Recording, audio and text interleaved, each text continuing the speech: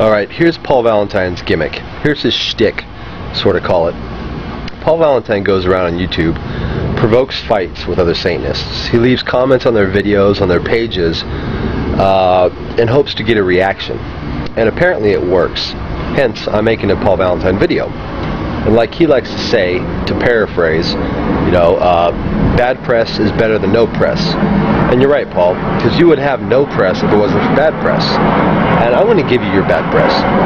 I'll give you it, because you deserve it.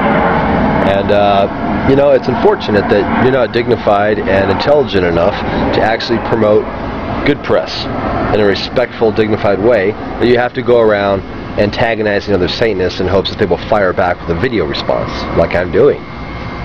There you go, see? We're not that too far off from being friends, Paul. Anyway, so that's what Paul does. He goes around, he picks fights with Satanists in hopes that they will retaliate back.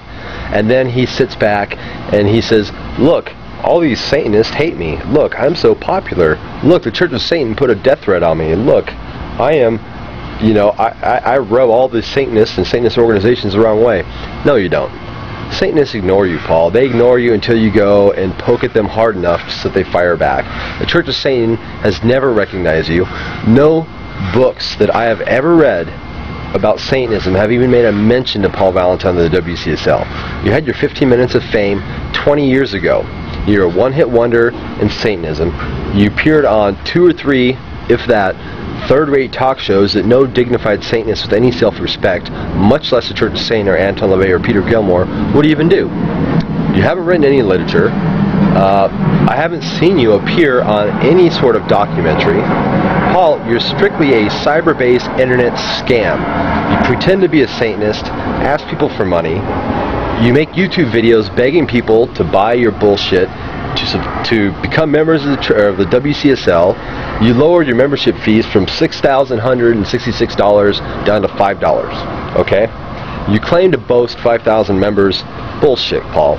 You claim to have more members than the Church of Satan. You don't, and you know this. The Church of Satan has upwards of 50,000. I would be surprised if you had upward of 500. So that's Paul Valentine's stick. That's what he does. And all of you that are gullible enough to give him your money and attention, well, I'm giving him my attention, so maybe I'm gullible in that sense.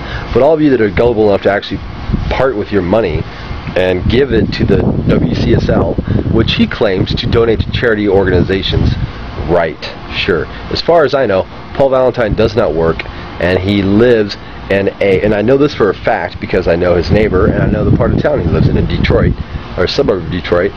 He lives in a modest house in the suburbs of Detroit.